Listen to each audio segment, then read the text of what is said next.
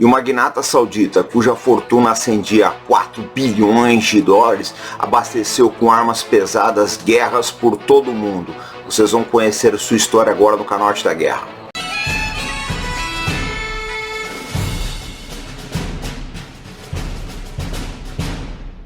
Pessoal, não vamos esquecer de acionar o sino. Pessoal, esse é o Adnan Khashoggi. Ele morreu aos 81 anos de idade na Inglaterra, né? Uma coisa interessante é que ele morreu velho, rico e solto. No ramo dele é muito difícil a pessoa conseguir partir desse mundo satisfazendo essas três condições ao mesmo tempo. Esse é um dos iates dele, o Nabila, que na época era o maior iate do mundo. Foi vendido depois ao sultão do Brunei e ele repassou ao Donald Trump, que acabou vendendo de novo. Esse iate foi palco do filme 007, Nunca Mais Outra Vez, com Sean Connery. E esse é outro iate dele, o Khalid. Ele tinha três, na verdade, né? Além do Nabila e do Khalid, ele tinha o Mohammed. Todos os iates tinham os nomes dos filhos dele. Aqui vocês veem um helicóptero ao lado do jato particular dele e logo na sequência vocês veem um dos aviões, né, que o Khashoggi tinha. Na sequência vocês vão ver um banco imobiliário particular que ele mandou fazer com as propriedades dele. Era realmente, né, uma pessoa que gostava de ostentação. Lá combatente do canal Arte da Guerra. O Adnan Khashoggi, ele nasceu na Arábia Saudita em 1935 e ele tinha um tino muito grande para negócios, né? A certa altura do campeonato, ele descobriu que a venda de armas era uma coisa que iria muito bem, principalmente na sua terra, né? O Oriente Médio. Dizem, né, que o primeiro negócio que ele concretizou foi uma venda de armas intermediada pelo oficial britânico David Stirling, o criador do SS Special Air Service que vocês veem aqui na fotografia. Para a emergência de Aden, na Península Arábica, em 1963. O fato é o seguinte: com o boom do petróleo, a Arábia Saudita precisaria de armas para defender, né, seu parque petrolífero. Eles tinham dinheiro para isso. E o Adnan, ele viu nisso oportunidade e começou a intermediar negócios entre os árabes e os Estados Unidos.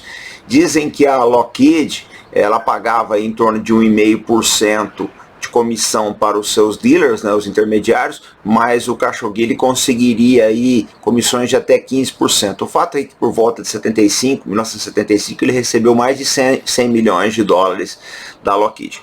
Mas esses são negócios legais, negócios que nós conseguimos ver, que saem nos periódicos aí de defesa, etc.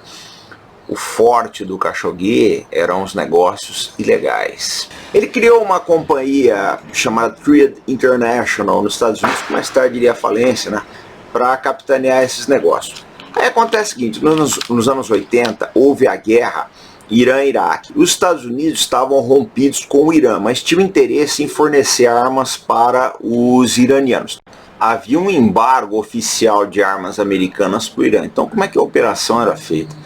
Os americanos entregavam as armas para os israelenses vendiam as armas para os iranianos pagavam os israelenses com triangulação de diversos bancos ao redor do mundo. O dinheiro que entraria para os cofres americanos era desviado para os contras na Nicarágua. Os contras eram guerrilheiros de direita que lutavam contra o governo sandinista de esquerda da Nicarágua com a ajuda dos Estados Unidos.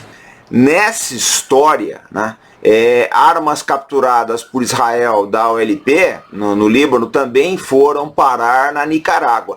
E alguns reféns americanos que se encontravam prisioneiros de milícias pró-Irã no Líbano foram libertados, né, como parte da transação. O transporte era feito aí por companhias aéreas argentinas e por aí vai. E a companhia do Khashoggi, né, como preferirem, estava envolvida nesses negócios. O fato é o seguinte, gente, você não consegue, né? Em primeiro lugar, são várias coisas aí que a gente tem que analisar. Primeiro que os governos precisam de gente assim. Por quê? Porque nem todas as vendas podem ser feitas de maneira legal. Tem vendas que nem esse caso aí que precisa, né, chegar ao usuário final através de subterfúgio, que elas não podem via público porque são completamente fora da lei, completamente ilegais. E aí que entram homens como Adnan Khashoggi e os bancos que intermediam essas transações. Já falei para vocês, tá, gente? No bank, no war. Sem banco, sem guerras. As guerras só existem porque existe um banco financiando. Tá? Os Estados Unidos é um dos maiores vendedores de armas do mundo, exatamente porque tem bancos que garantem essas transações. O banco é básico para o mercado de armas porque não se faz transação ali pagando diretamente, você precisa ter alguém para garantir o pagamento dessas operações. Na verdade, né, além desses dealers, das companhias, certificados de end-user falsos, bancos, companhias de navegação fantasmas, né, capitães de navios mercenários que fazem o transporte, ou seja, existe na verdade toda uma indústria girando em torno disso, é uma indústria bilionária. Em resumo, gente, perto do Irã-Contras, né, a Operação Lava Jato no Brasil foi uma brincadeira de adolescentes. E o Khashoggi, ele era uma pessoa com um trânsito fora de série nos Estados Unidos, namorava atrizes bonitas, foi visto com a Farrah Fawcett, com a Joe Collins, doou mais de 200 milhões de dólares para a campanha do presidente Richard Nixon, né? O iate dele foi vendido depois para o sultão do Brunei, foi parar na mão do Donald Trump depois que revendeu. Enfim, ele tinha um trânsito enorme no jet set internacional. Em 1988, ele foi preso na Suíça, ficou 3 meses na cadeia, né? E houve negociações secretas aí, provavelmente, porque depois ele parou de lutar contra a extradição para os Estados Unidos. Depois disso ele acabou absolvido por uma corte em Manhattan, Nova York. Ele morreu em 2017 com 81 anos de idade na Inglaterra, quando estava se tratando do mal de Parkinson, né? Então a gente começa a fazer algumas perguntas depois disso tudo, gente. Como é que uma pessoa com essa vida aí, né, que abasteceu aí diversos mercados de armas aí, fez transações bilionárias, né, é absolvido, morre idoso, né, e solto ainda, porque ele tinha conexões fora de série. Essa é a realidade. A realidade é que essas pessoas, elas servem a governos, embora não fique explicitado, eles servem a governos. Eu já indiquei aqui várias vezes para vocês um filme chamado The Night Manager, né, que em português saiu O Gerente Noturno, de John le Carré, que eles colocam como essas coisas funcionam, né? É fornecido um certificado de end-user falso, né? Falso, para aquele equipamento que vai sair de uma fábrica. Ele sai legalmente, mas ele se perde ilegalmente no caminho e vai parar na mão aí de grupos guerrilheiros ou mesmo outros governos que são apoiados, né, por uma potência aí por baixo do pano. Sem figuras como o Adnan Khashoggi, você não consegue operacionalizar esse tipo de transação, porque elas são altamente complexas, mas fazem parte da política internacional. E a guerra da Síria e outros conflitos que são abastecidos por armas de guerra ilegais estão aí para provar a nossa argumentação.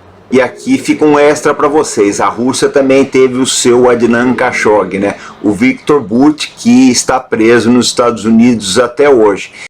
Ele seria a inspiração para o personagem que Nicolas Cage interpretou no filme O Senhor da Guerra. Vale a pena conferir. Pessoal, como eu já falei, o Frederick Forsyth foi piloto da Real Força Aérea. Ele tem muita experiência cobrindo guerras, principalmente na África. Teve experiência com mercenários também, enfim. Ele é muito vídeo, escreveu muita coisa sobre a Guerra Fria. Os livros dele são um primor de planejamento. Eu falo sempre isso. Se você quer fazer, né, um curso de planejamento militar, leia os livros do Frederick Forsyth, que vocês vão aprender muita coisa. Eu gosto muito dos primeiros, né? Cães de Guerra, o Dossiê Odessa, a Alternativa do Diabo, né? A História de Biafra, O Pastor, todos são muito bons. Meu favorito é O Punho de Deus. Eu já fiz diversos vídeos aqui falando sobre o planejamento da Guerra do Golfo. Já tem algum tempo que ele não lança livro. Esse, o Cobra, eu acho que foi o último que ele lançou, já tem alguns anos. O outro que eu recomendo muito, para quem quiser entender de guerra híbrida, é O Ícone, que trata de uma infiltração, né, de um agente da CIA na Rússia. O livro é muito bom, muito detalhado. É fora de série, vocês vão aprender muito sobre espionagem, sobre como funcionam os organismos internacionais, como operam as forças armadas, né? E principalmente a cabeça das lideranças. Então todos esses livros tem na Amazon, fiz uma boa seleção aqui para vocês, tá? E eu lembro que todas as vezes que vocês compram livros e demais itens na Amazon, seja através, tá, do nosso link da descrição ou do QR Code que aparece na tela, vocês estão ajudando o canal Arte da Guerra. Bom, pessoal, quero lembrar para vocês que hoje, domingo, 21 horas, horário de Brasília, tem a nossa live exclusiva para membros do Clube de Canais. Então, se você não é membro ainda, tá, se inscreva aqui, dá tempo. E a gente se encontra, então, nos outros vídeos, sempre com responsabilidade e compromisso. Fé no Brasil, pessoal. Até mais.